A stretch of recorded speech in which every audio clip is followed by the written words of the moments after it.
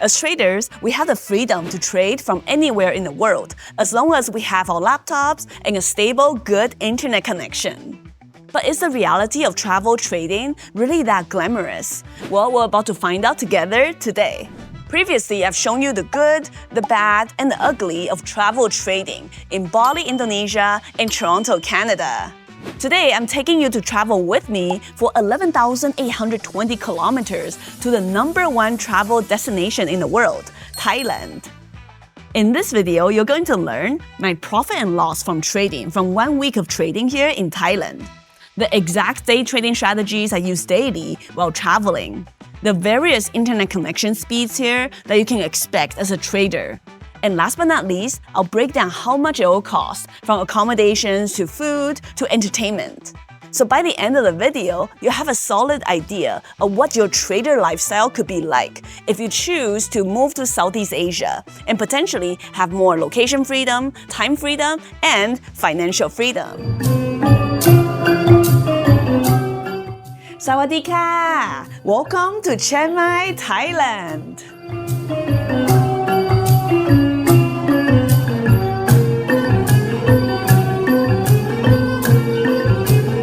Before coming to Chiang Mai, I was actually in Bangkok for a week and had the honor of being a bridesmaid for one of my girlfriends. I had an amazing time there, however, it's now for me to really focus on trading here in Chiang Mai.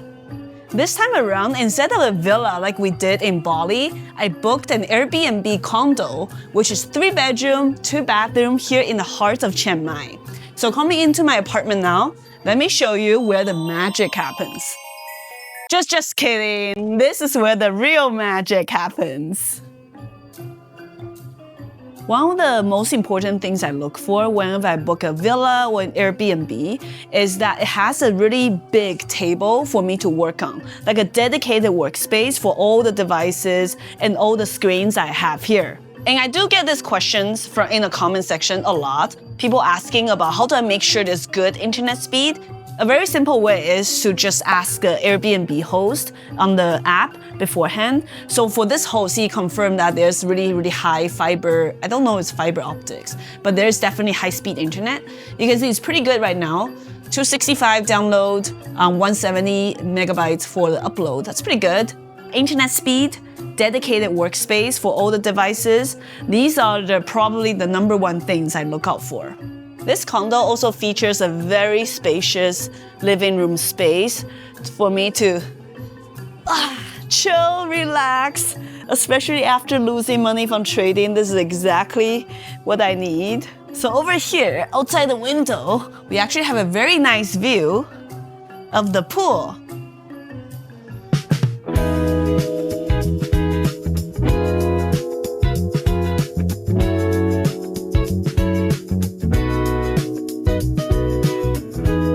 Last but not least, let me show you where the magic never happens.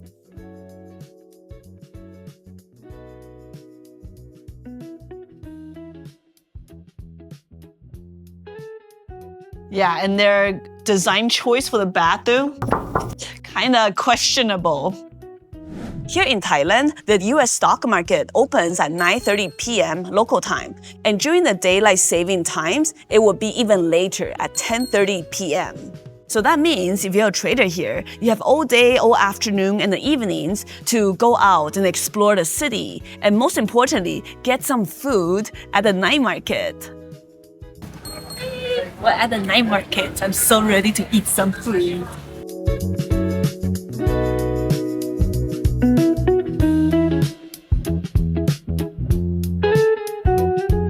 The glasses are off, hair's up. This is serious business. I'm ready to eat.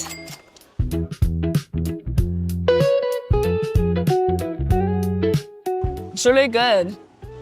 All right, the night market was really fun, but we cannot stay out too late because we gotta get home for the market open at 9:30 p.m. So it is now a little bit after midnight. I'm exhausted.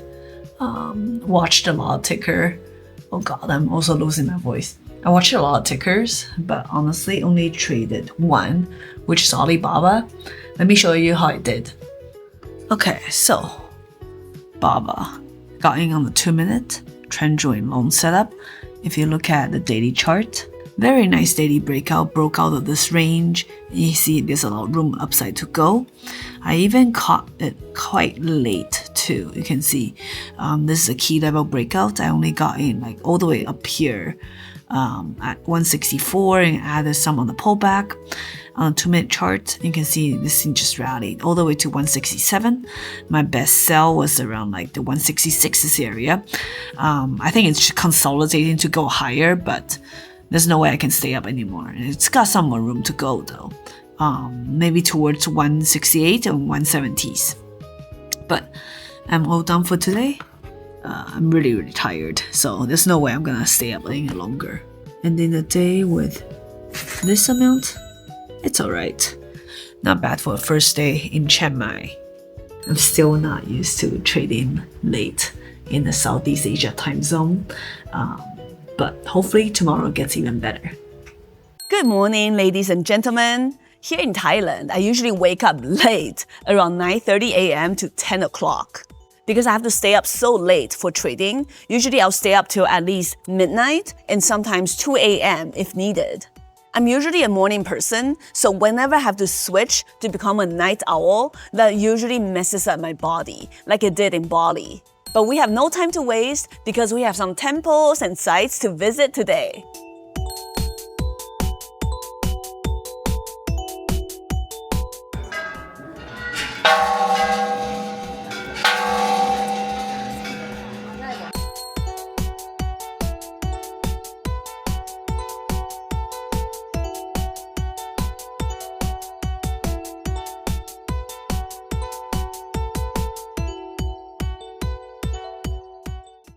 I love khao soi. It's a rich coconut curry egg noodle soup from northern Thailand. This is probably my third bowl of khao soi here this week. After a full day of sightseeing as a tourist, it's time to get some work done and answer some of my emails that's been piled up over the last couple of weeks. I found this co-working cafe with a decent internet.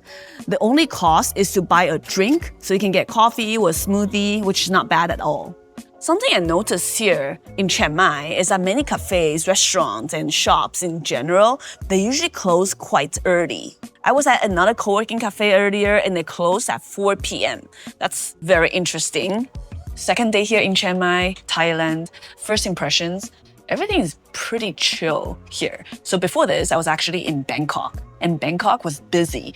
Traffic was terrible. You have the busy, bustling, people are going everywhere to all the different places. But at the same time, there's so much to do. From food to drinking to partying to bars to events and malls and shopping, coffee. There's so much to do. Here, it just feels like everything slows down here in Chiang Mai. So I see that as a pro and a con. The pro is I can finally sit down and really focus on my work. My emails hasn't been answered for the last 2 weeks. Before this, I was just way too distracted in Bangkok, I'm not gonna lie. But the con here is, in Chiang Mai, is that I can see that it'll get really boring really quick. Like I really don't see myself living here long term. This is already day 2 and I'm looking at all the stuff that I wanna do. I think I'll be pretty much done in the next 2 days. It's just not as lively as Bangkok. It's a lot quieter. Traffic is still pretty bad though, not gonna lie. And all there is to do here pretty much is food and cafes, which for me, I get sick of eating out too. Another thing I noticed is that the condos and the Airbnb apartments, hotels here are pretty limited and they're all pretty old. There's nothing that's new and modern like Bangkok or some of the other places I stayed in Bali. That's another downside. All the buildings here are pretty old. All the rooms are kind of outdated and they're not that cheap either. So that's definitely a downside of Chiang Mai. But we'll see if my mind changes after a week here. So I'll keep you guys posted. Day 2 recap. It's a slow day. We had CPI report and I legit just sat there for the first 30 minutes of the market open. And I placed, 2 trades, both of which, one small red, one small green. So end of the day, small green. But I was just sitting here for the last hour or so. I'm just there's nothing going on. But let me show you anyways. today was definitely a day to exercise patience and discipline. One of the most important things to master as a trader isn't any specific trading strategies or any secret sauce. It's actually knowing when not to trade. And I'm really happy I didn't force any trades today. I've gotten so much better the last couple of years about this. So while my P&L on the day might be very small, I think it was a great day overall.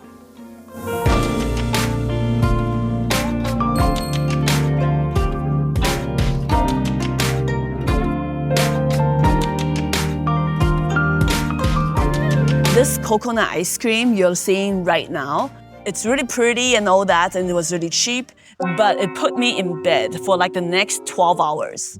My stomach was upset, I had body aches all over, and I woke up the next day with a small fever. I've always been really careful with all the food I've been eating here in Thailand, whether that's street food or even restaurant food. But man, I cannot believe that this pretty little coconut ice cream that cost me $1.90 US is my downfall.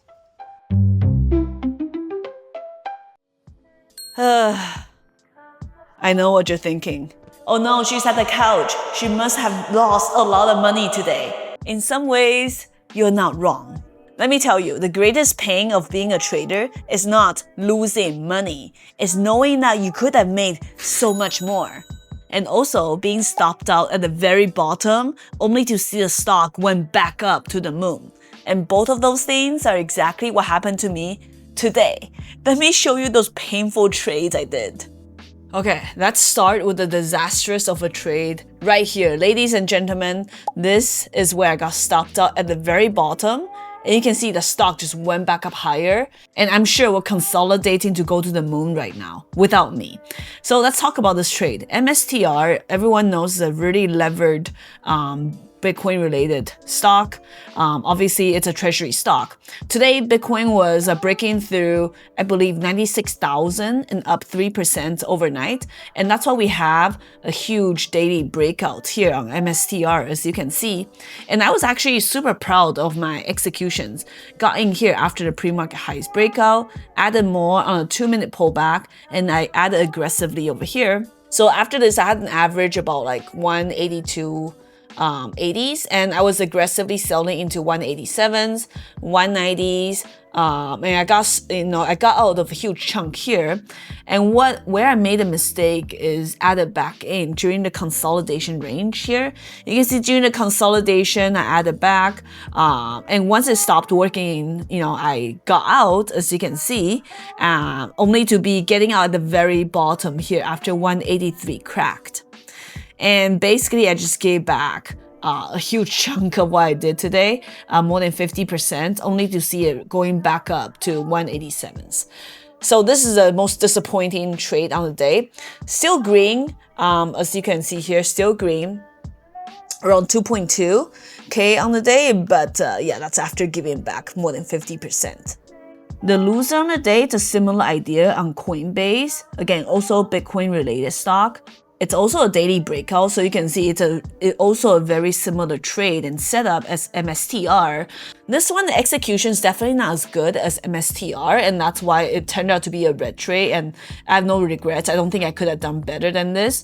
261's entries, I got stopped out, 258, re-added back a little bit, stopped out, and you can see both of these trades were red trades, and you can see the stock is now going back up after bouncing off that VWAP area, and now we're consolidating to go higher.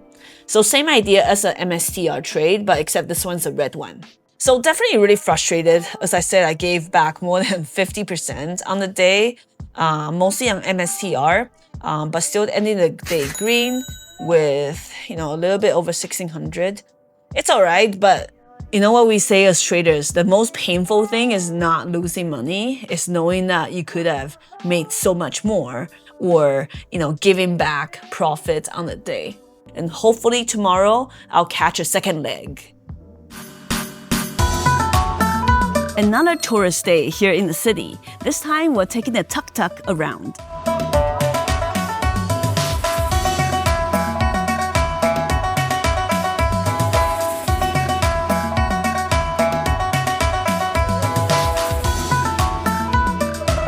Today we're at this place called Calm Village. Trading was too stressful yesterday, so I need to learn to stay calm today.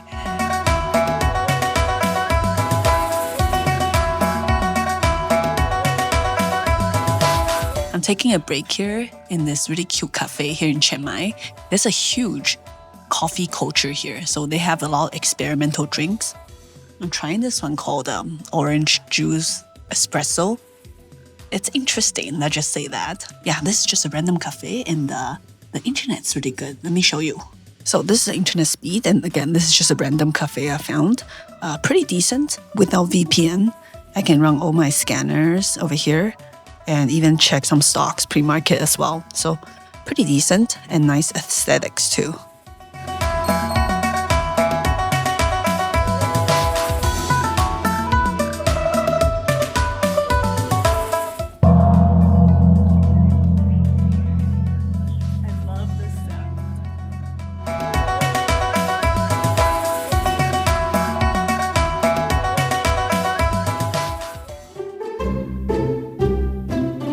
Ladies and gentlemen, I'm happy to report that tonight is a green day!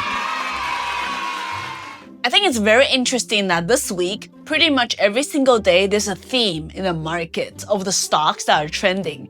Yesterday, as we talked about, it was the crypto stocks. We had MSTR, Coinbase, and a lot of other crypto-related stocks going to the moon. And tonight, it was the semiconductors, led by TSM and AMD.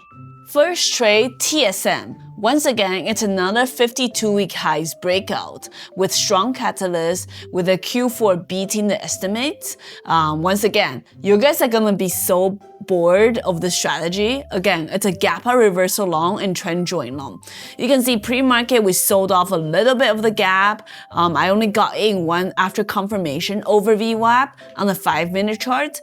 I got in around 343, 344s and started selling into the pre-market highs, 348 and 350s. So decent sales over there. Nice little breakout chart. Again, on the gap up reversal long setup. And if you look at the daily chart, this is a 52-week highs breakout and very, very nice. This is another one of my bread and butter setups. The trend join long and the gap up reversal long. And this one played out perfectly today. Next one, a similar scenario and also part of the sector play, which is AMD. Again, part of the semiconductor play. Daily breakout over this 233's breakout level. You can see trend join long setup. Like I hate to make it so boring and so repetitive.